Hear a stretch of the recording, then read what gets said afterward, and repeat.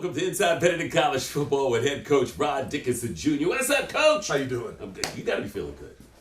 I'm happy. I'm alive. Got another goose egg, but in the right side. That's true. 6-0, 5-0. Oh, 6-0, 5-0 in the SIAC, which is a great thing right there. But hold up, I got to take care of work because we can't bring this show to people without the sponsors, coach. So how can I take off and keep going without giving the sponsors the due that they deserve, because of the fact without them we couldn't bring you this show. So Founders Federal Credit Union, we say thank you so much for doing what you do. We got some other sponsors too, got to give big shouts to Prisma Health, as well as South Carolina Education Lottery and South Carolina Election Commission. We want to say thank you to all of you for coming on board. Let us bring you Benedict College Football. So again, you guys come away with the win 14-7 over this team that y'all just played. Yeah. Should I say their name? Yeah, you can say it because that's a good team we played. It really was a good team. And you know what? I actually forgot their name. Who was Fort it? Valley. There you go. It's crazy how you can forget a team that you played when you have all these other games. I'm already looking forward to next week. That's where I am. You guys going to be traveling down to Jacksonville. Yes, sir. The sunshine and the whole night. But we're going to get to that game too. But we got to get through this one and how we ended up with 14-7 and BC on top as well. Now, but before we do that too, Coach, I think there's like 3 teams that are battling for really the top. We got Kentucky, right? I really don't look at it, but I think it is Kentucky State. Yeah. Albany. I think so, yes, sir. And then you guys. Yes, sir. You guys are all in there. So, of course, when you guys play Albany, that's going to be a big one. Every game for us. Do you concern yourself with the stats and where you guys are rated? No, at? I really don't. That's the reason why when you said that, I just assumed it was Kentucky State. Yeah. And I don't. We take on who our next opponent is, right. And at the beginning of the year, we set our vision. We set the bus in motion on which direction we wanted to go and what our ultimate goal was. And then after that, we take it week by week, day by day. And that's, that's how we got to do it. Because if you start chasing something down there, that is our vision. We know where we want to go. But if we overlook the little bitty steps and the little things, you'll stumble a lot of times. Right. So, the thing is too, even when you look at them, where you rank that, it depends on what you look at is where you're going to be. You know what I mean? So really, the overall thing is just be concerned about what your team is doing and where you're headed in. That's true. And right now, you're headed in the right direction. We're working at it, yes, sir. So here it is. You guys lose the coin toss. And so the Wildcats defer. They want to defer to the second half, so you guys get the ball first. True, and usually I want to defer, and so the team talked me into getting the ball first. And hold up, you won the toss? No, we lost the toss. I was going to say. We lost the toss, but I told them I wanted the ball because you wanted to get the ball anyway. I wanted to get the ball anyway. Okay. And the team was like, "No, coach, change it up. Let's get the ball first." And so what was your mindset? Why are you thinking I believe in these young men, and they work hard, and they were like, "Coach, we're going to move the ball. You get the ball in Jackson's hands, and good things can happen." And so that's how the team was talked to. Right. And it's a home game, and so I said, "Okay, I'm gonna believe in what you guys want to believe in." And sure enough, they kicked the ball to Jackson. To the All-American Jackson. And what happens, Coach? Let's take a look at the film. He catches the ball, and I'm going, wow. And, we've been working on, like I said, there's 10 other guys that believe and know that at any moment a big play can happen. And the key was the off returner. A lot of times the off returner just watch and they come and they filter in. But our off returner, Jamal Sams, who plays corner for us, he comes barreling down, escorts Jackson down the sidelines. We got great blocks coming down, and the kicker's sitting right there. And, Jamal runs through the kicker. I think actually put him out of the game. I don't remember him coming back. So I hope the young man's okay, but escorts Jackson in for an 88-yard touchdown, and within 20-some seconds, we're on the board. There it is, 88 yards down the field, and you guys get this touchdown. So now it is the Wildcats' turn, and they're driving down the field. They actually get down to the 30-yard line, but your defense, stout. Yeah, Coach Campbell, Coach Spearman, Coach Briggs, Coach Nooks, they're doing a great job of really orchestrating those young men to play together and to put up, schematics to do good things. And so those young men are buying into it, and they're going out there and having fun while they're playing. And so, that's what happens. We're in a situation where we'll bend a lot, but as long as we don't break, we're okay. And, that's what happened. Absolutely.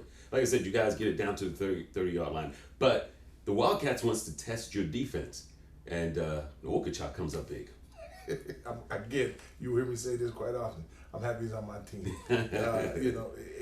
He just has a nose for the ball.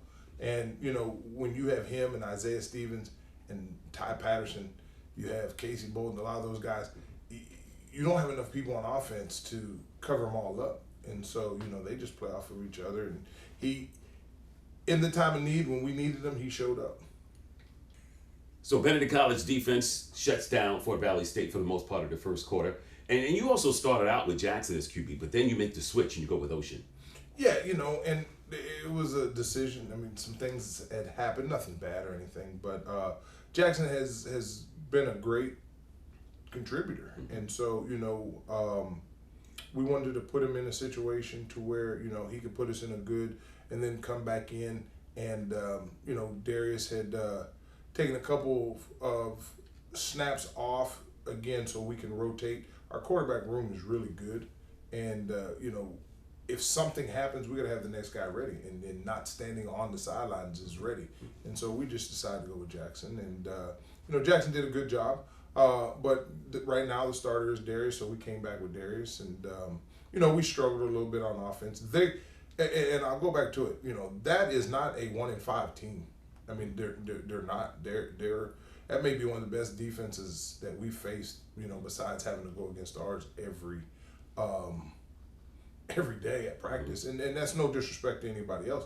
Their defensive line, their linebacker core, was very potent, and so it caused us to have to change up some of the things that we needed to do on offense, and that's where I think the struggle came from. So here it is, Benedict College converts a key fourth down with Tristan Morgan on this run. And on top of that, they get a 15-yard pass, Darius Ocean, to Noah Johnson. Now, that pretty much wraps up the first quarter. We're going to move into the second quarter because it was like a defensive battle on both sides of the ball for that one. So, but you got it, man, this punt, 66-yard punt to pin them back on the 7-yard line. Glad to have Colton Ford. Colton had a great day of punting, but on this one, it did. It flipped the field, and that's, again, I talked about it before, but it's called hidden yardage, and if you can flip the field and gain it, I think they started their drive on the 6 or 7 yard line, which gives our defense now a little more taste of blood because, they're closer to getting to the safety or something like that. And again, special teams is a big part of it. This is pretty much the longest drive of the Wildcats game right here. They get a 12-yard pass on the third down. That kept it moving. And then they score on the 46-yard pass to tie the game at 7-7. I mean, the quarterback had pressure. It was great coverage. The ball gets tipped. Cam Williams falls down. And the young man just has good balance and is able to bobble the ball and then secure it. And I think it was 47 yards later, they're in the end zone for their only touchdown, but the touchdown that they had. And, football, you like big plays, and for them, they had one. Darius Ocean passes to Malachi Jones for a 17-yard gain. That's to start the drive. We're trying to do clock management and get down there to either score a touchdown or get a field goal. They give us the coverage. They want to blitz. Darius sees it and hits Malachi for, a big play. We get to move the ball and, that. But then we kind of get beat up front on the offensive line and have to stall out and, usually put the trusty unit in there, the field goal unit to go in there. And we're back to Zane kicking it because it wasn't a very long field goal. And I'll take the blame for our snaps this week. Usually I prepare for every situation. I did not prepare the long snappers for the wet ball and the holder. And and that's basically what happened is that, Jesse tried to overcompensate because the ball was wet. It came back a little hot and missed, handled it by Colton. But that I'll take that because I should have prepared them going into knowing that it may rain. And when I looked earlier, I didn't think it was going to rain. I thought it was just going to be a windy day, and then it, on to that. So, unfortunately, bad snap. We missed a field goal. We have to go in tied at halftime. Yeah, and that's what it is, 7-7 there. Your thoughts on this first half? Because it seemed like it's been a defensive battle between the two teams here. Yeah, we struggled at the offensive line. I got a freshman playing left tackle, and it's not an excuse. We just struggled. But I said that they had a great defense up front, and I had a new guy playing my right guard, so my offensive line was kind of new. But we just didn't play well, which caused us to have some pressure with Darius and his timing. We weren't really able to blow people off the ball and run the ball. And so, I had to, going in when I got ready to talk to the staff, is figure out how we can, be productive, a little more productive on offense. And we knew it was going to be a low-scoring game because there were two good teams. I mean, this was a very important game for them. The weather was somewhat of a factor just because the ball was kind of wet. But, I mean, again, we just had to make the adjustments. And, that's what we did at halftime is we went over there and talked about it. Defense was playing well. Like I said, it was just a good play that they had. So had to rally the troops and get them to come out for a second half. I was going to ask, what was the mindset of the troops when you went into the locker room? Oh, they were upset. Tied at 7-7. They were upset because, we left a lot of good plays out there on the field. And that's what I love about this team is that, a lot of teams will complain about it and bicker and point fingers. They were encouraging, hey, guys, we're okay. We're going to be all right. We just got to go back and play Benedict football and, play our style football. And, when I walked into the locker room, that's what I had, and that's what they were doing. The coaches were getting everybody ready, and I called them up, and, they were like, Coach, we got it. And I was like, well, let's go win. Was the crowd into it? Because, being a home game as well. You always ask. I don't know. I got That's right. I forgot. On. I always ask him about that, but he's not paying attention. His total focus is on the team and the plays and what's going on. 100%. That is it. 100%. Yeah. But I will tell you this: you make a difference when you're there. They do, and I see it. As I'm walking down the sidelines, I see our guys get excited. Yeah. As I walk closer to the band, I hear the band. But you know how you're a good coach? Nobody throwing nothing at your head. That's true. I'm just saying. That's true, though. But you do hear that band. That band helps. Yes, I do. I do hear the rocking. band. Yes, I Gets do. the field rocking. And I really appreciate the band and the cheerleaders. Rocking. And, like I said, my job is not to know who's in the crowd because if I'm worried about that, I'm not worried about my team and the young men. Yeah. But I do know that I've never heard a complaint about it. Yeah. And so, but I tell them again, we're playing for each other right now. Right. We're not playing for those in the stands, even if your mom or somebody's up there. You're playing for your why. You have to stay focused. But you have to stay focused on the field. Absolutely. And so, that's, again, it was at home, so I know that the people that need to get them in the stands are going to get them there. And, absolutely. We'll have a entertaining game. Out there, and that's what my job is. There you go. And it was entertaining. We got a second half to entertain you with coming up in just a little bit, but also, too, got to remind you, this is being brought to you by Founders Federal Credit Union. And we're going to have not a player spotlight this week. It's going to be one of your faculty staff members who we're going to talk to in just a little bit. Her name is Fiona Johnson. And if you don't know her, you're going to know her after the break. We'll be right back. Life moves fast, and while you're raising future MVPs, it's good to know you've got a teammate with Founders, a partner you can trust to always have your back, with products and services that give you the freedom to focus on the more important things. While you're sharing those moments, remember, we're here for one single reason, to help grow your financial success. So when the game is done, you can relax, because at Founders, our most valuable player is you. No one takes care of families like Prisma Health. As South Carolina's largest health system, we have nearly 600 primary care doctors across the Midlands and upstate. So you can choose the one who's right for you with a more personalized approach, more locations, and more convenience, including 24/7 virtual urgent care and online or in-person visits with your primary care doctor. We're doing even more to help you be your healthiest you. Prisma Health, the primary care experts. Welcome back to Inside Benedict College Football with head coach Ron Dickerson Jr. Right now it's time for our, we normally would do like a player spotlight, but the coach says, hey, we're going to do something a little different. We're going to introduce another staff member of the team. So we have Fiona Johnson. What's up, Fee? What's up? Can I say Fee? Yeah, you can. All right, cool. Is that what people call you anyway? Yeah, Coach Fee. Yeah. Nice. Coach Fee. Sorry about that. Hey, Coach Fee. And you came a long way to Benedict College, and we're so glad that you traveled to come here to us. You're from Orangeburg. Yeah, small town called North South Carolina. You from North? Yes. Get out. Yes. Have family in North. Oh, really? Nice. Small town. Everybody. The only thing I know about North is that train track to go right through. Yes, sir. And one stoplight. One stoplight. Matter of fact, I hadn't seen any lights, maybe because I was speeding. Yeah. Well, thank you. What made you decide to be a part of Benedict College? Well, my family Went to Benedict, and Okay. so like purple and gold run through my veins. So like Outstanding. I had to come to Benedict. I We're love glad it. you're here. Yeah. So we understand you do recruiting, right? Yes, sir. Tell us about that position. So last year, I came on when the new staff came on. I was just an intern, so I kind of like learned the ropes. You and worked I your way up. really enjoyed it, and I was like, yeah, let me come back. So I'm coming back on staff as a coordinator on campus recruiting. So I'm loving it, and I get to work beside the great coaches. What's the toughest thing about being a recruiter?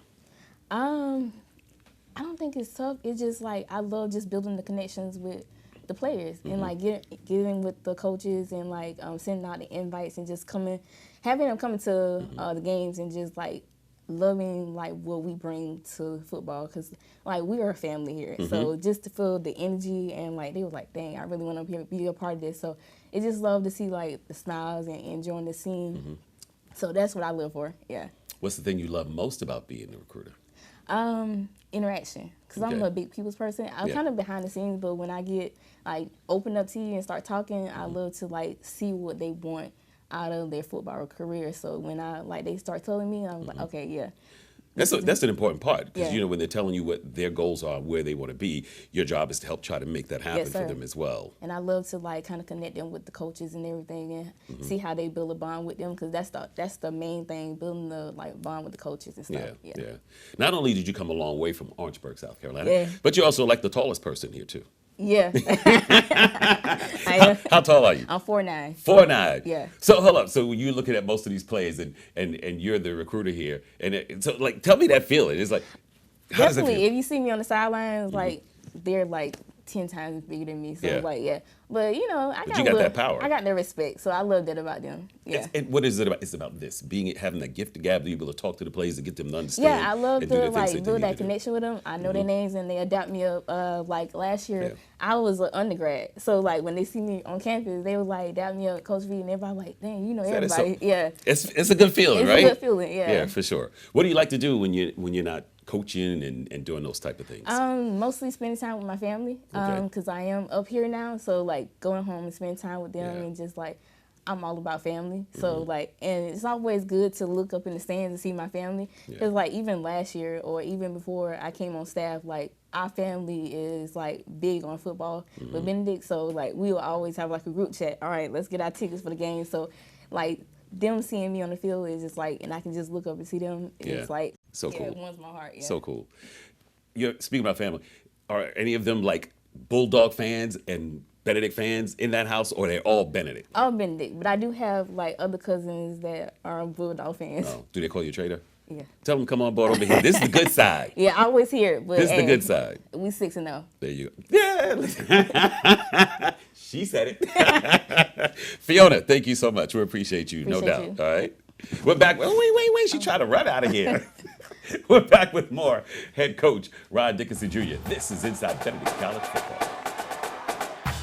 One little lottery ticket makes a big difference for our state students. And when I say big, I mean big. Bigger than jackpot big. Like back in 2014, when lottery funds helped upgrade South Carolina's classrooms, giving students the tools they needed to follow their biggest ideas wherever they live, through school and far beyond. For over 20 years, the biggest lottery wins have been and always will be for our state students. After all, education is our middle name.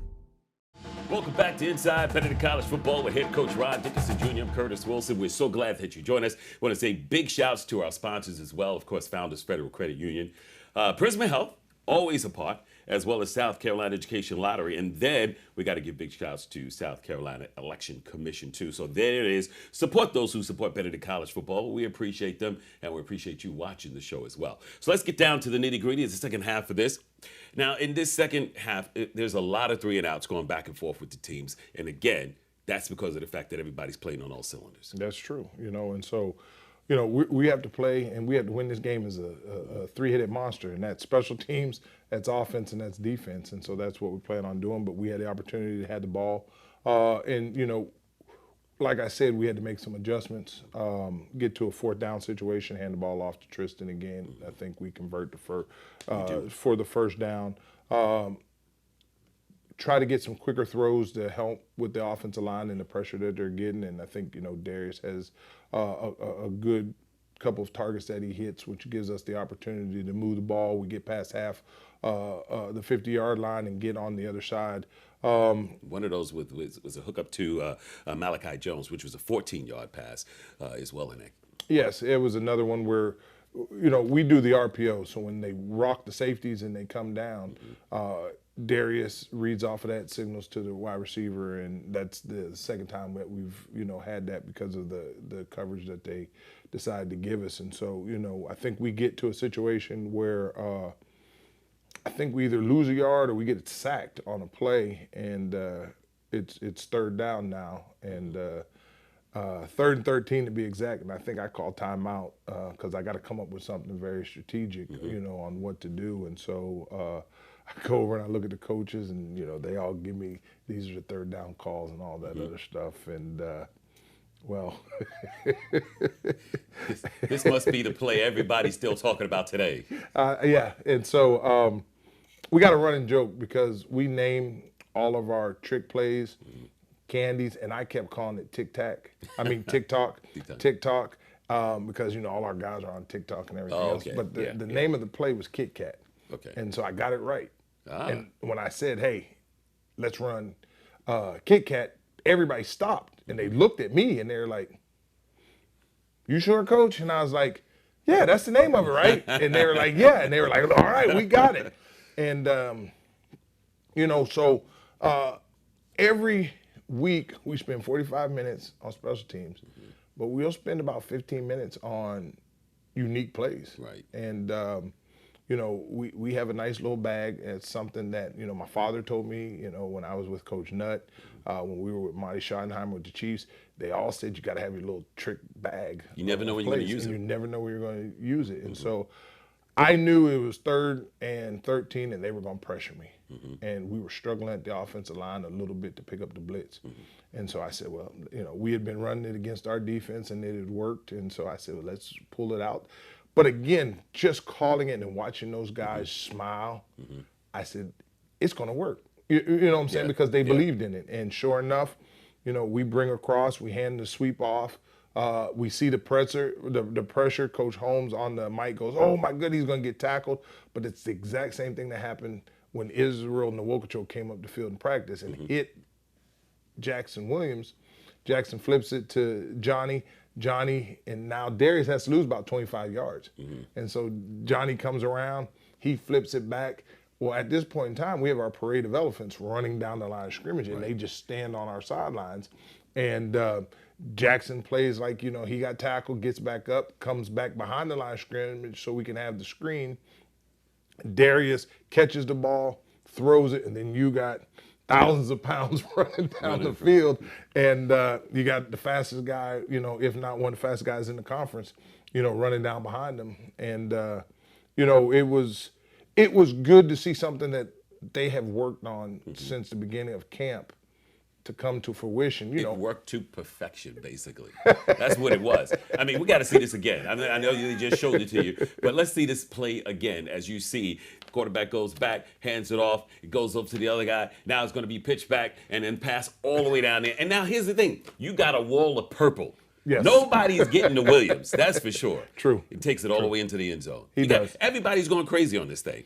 Did you go crazy a little bit? You No, have to. Come on, coach. You have to I let yourself really go. didn't. All the other coaches went crazy, and I was going, You just kept your composure. Well, at that point in time, I had to think, we were struggling kind of at the field goal. Do I go for 2 to kind of get the game, to where they would have to go for 2? Right. Or do I go on because we were actually going into the win at that point in time, too? So, a lot of times you get excited. I was excited inside because they've worked on it. And for it to succeed, that builds confidence in these young men. Right. And so, I had to go, okay, all right, we'll go for 1, at that point in time. But then, I came over and gave everybody a high five and told them I love them and I appreciate them and great job. And, they were all going crazy. And I even my mom and dad and my wife and a couple other people were like, man, okay, I see you went way back in the bag of tricks. But, that's college football. And, you don't come just to see a boring game. But, again, to be and to advance, you got to have stuff like this.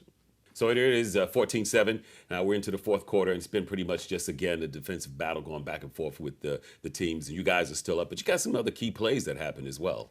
You know, you get this thing where if you're behind, it's called a 2-minute offense. If you're ahead, you go to a 4-minute offense. And so, you know, even if there's more time on the clock, you go to your 4-minute offense, which means quarterback takes his time, everybody takes their time getting set. You want to snap the ball somewhere between 6 to 3 seconds. You know, you can't have any penalties because then, you know, it backs you up. But you want to run the ball. Your guys want to stay in bounds. And so that's what we did. We put a Ken Durant back in there, and, you know, Ken has a couple big runs. And the key is if you get first downs, that's more time that comes off the clock. You want to get it to where you can either kick a field goal or, you know, score. And so what had happened is that we got into a situation where, again, our trusty field goal team could go back in, have another mishandled snap, ball was a little wet. We miss it up. And so at that point in time, that would have put us up 17-7, and then they would have had to score twice. And so that's what you think. You eat as much clock as you can, then you give your opportunity. But instead, we fumble the snap, and they get the ball. And so now we have to go to our defense. And like I said earlier, offense, defense, and special teams are going to win the game for us, and especially on this Saturday, you know, they had to. Did you know that the Wildcats never passed midfield in the second half?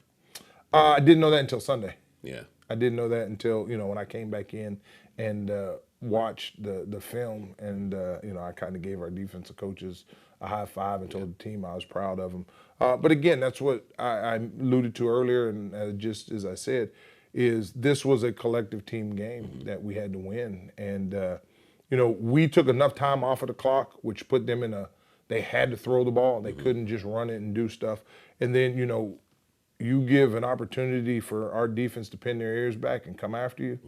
I mean, you got some guys that are going to come. Isaiah Stevens, for one. This guy was doing some key stops as you well. know, again, you got to worry about Israel Nwokocho. You got to worry about Jacoby Walls. You got to worry about Ty Patterson. And a lot of people, for some reason, because he's just so consistent, forget about, you know, Isaiah Stevens. And Isaiah Stevens comes up and makes a big, I thought it was a safety, but, you know, I'm not going to get into it. But, I mean, you know, a great pressure situation. And that just gives the defense the ability to hunt. And that's what they did. You know, they went on and they smelt that the game was coming to an end. We had to play sound on the back end, but those front sevens could just pin their ears back. But we knew from our film study, and I knew it, that they were either going to do the rollout or they were going to try to throw the ball across the middle. Right. And so next thing you know, Isaiah plays it perfect. You know, he hits the quarterback a couple plays before, and now he drops back into coverage. Quarterback throws it to my guy and not his guy, and, you know, that's pretty much how the game ends right there. And so you talk about an MVP. In the last couple of minutes of the game, it's Isaiah Stevens. But overall, you know, it's the Benedict Tigers, because we won it in all three phases of a really tough game against a good opponent. It's a big win, Coach, period. It's a really big win. Matter of fact, hang on a second. You got that paper? Let me see. All right. This information just came in, Coach. Right off the press, this just happened right now.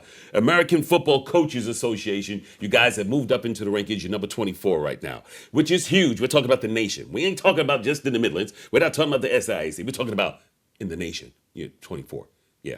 Now, in the other polls, you're even higher than that, Coach. I know for you, it don't mean nothing. But you, BC family, I know you're going crazy because you got to love it. You know what I mean? And we're going to stay on that track. We're going to stay on that path because he's keeping his guys focused. You're going to keep that a secret from the guys? Yeah. All right. I mean, it's a great accomplishment, Coach, what you're doing with Benedict College right now. And I'm telling you, I know you got to have an away game. I wish it was another home game, because I know those folks would be there to show appreciation for what's happening with this team and the way they're moving and the way they're also developing. Because you're keeping these young minds sharp and on the prize, not just in football, but academically as well. Because if they were able to see their GPAs and the whole 9 yards, you're doing it. When you talk about all phases on the field, you're talking about all phases in life, what you're doing. We are, and I really appreciate, you know, the coaching staff, the administration for helping these young men, because football's going to end one day. And when it does, what will they fall back on? They'll fall back on their education. Yeah. You got You're going down to Jacksonville next. Yes, sir. Edward Waters, right? Yes, sir. So we're going to talk about that. We're going to recap that game, but we're going to take a little break here. And when we come back, we're going to be talking with your defensive coordinator, Shay Campbell, who did a phenomenal job with the fellas, too. So we're going to get into that. Hold tight. This is Inside Benedict College Football with head coach Ron Dickerson Jr. No. We're back after this. This municipal election day, your vote could shape the future of your community by electing the leaders who make decisions that impact your daily life, schools, roads, safety, and more. And those decisions are made by making your voice heard in your local elections. For more information, visit scvotes.gov and remember to vote local this municipal election day on November 4th.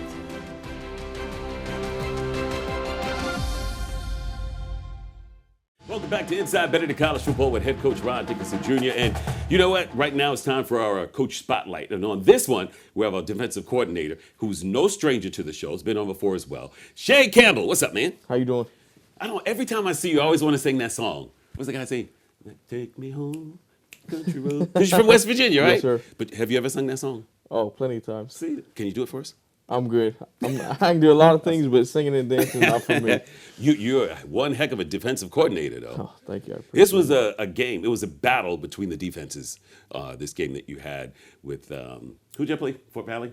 Yeah. See, I told you I forget, and I'm moving on to the next one, which is coming up, which is Edward Waters. But it was a defensive battle, man. How did you prepare these guys for this game?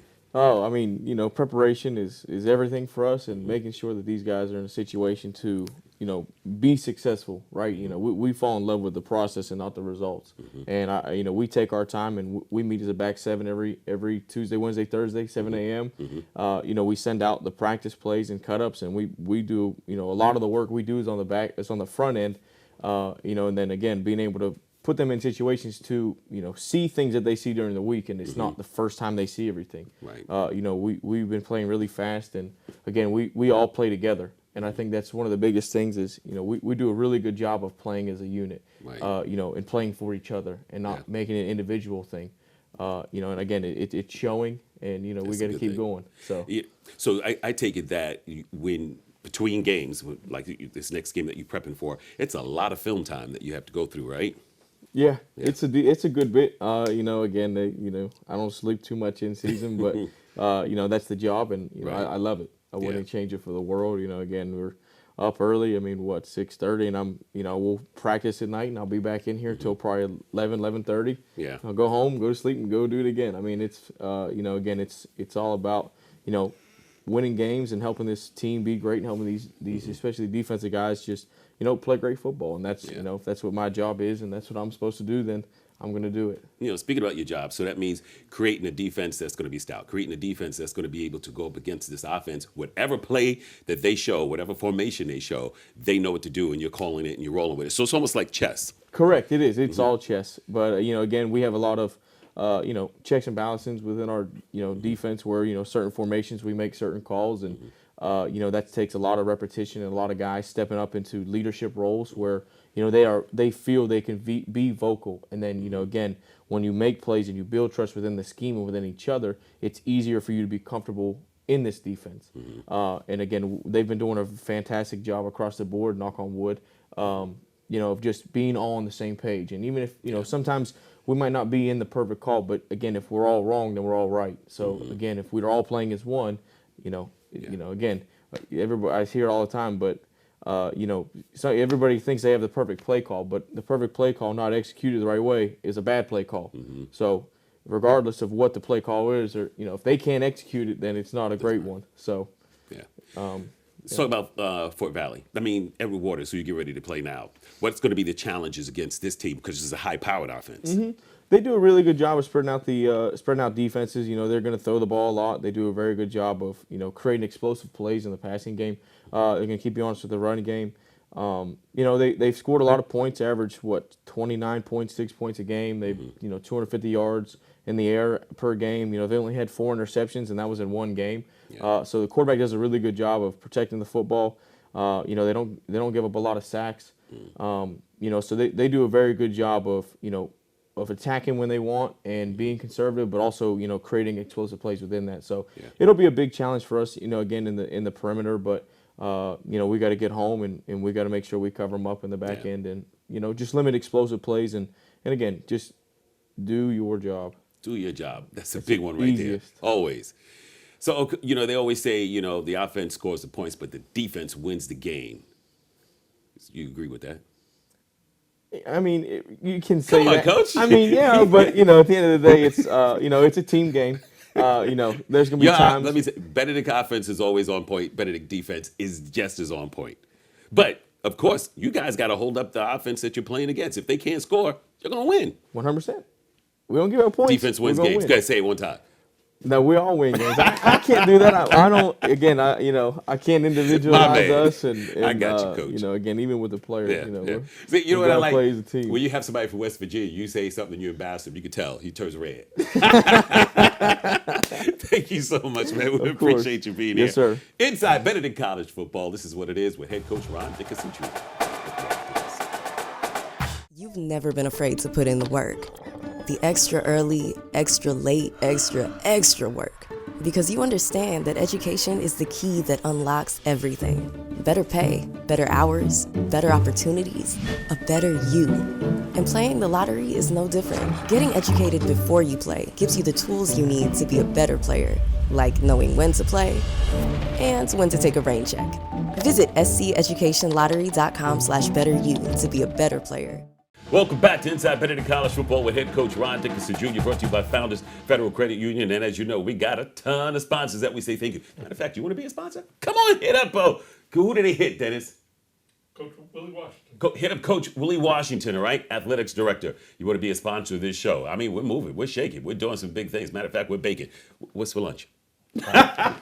Baking lunch. Never mind. I got you. I got you. Thank you, Coach. You with me on this one. All right, so listen, let's talk about this. Edward Waters, they are 4-2 overall, 3-1 in the SIAC. They just had a big loss to Kentucky State, 42-12. But again, remember, I told you Kentucky is one of the three. You, Albany, Kentucky. So we know down the line you guys are going to face them, but you have this battle to deal with. What do you think about this team? It's a great team. I mean, we're in the gauntlet, as I had said. When we get in October, we play some really, really good teams. And, this one is a high-powered offense. They're sound defensively. And that trip to Kentucky State's a rough one. I think it was an 11-hour trip for them.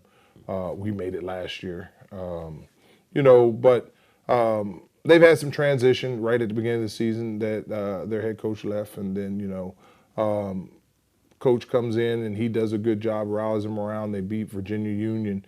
And so, again, they've played some really good teams, really sound. They have a lot of energy, and so it's going to be a team, it's going to be a game again where all three of our phases are going to have to play, but it's really going to be a big one for the defense because, they're a high-powered offense. High-powered offense, get this, 365 yards per game. They're averaging 32.8 points per game.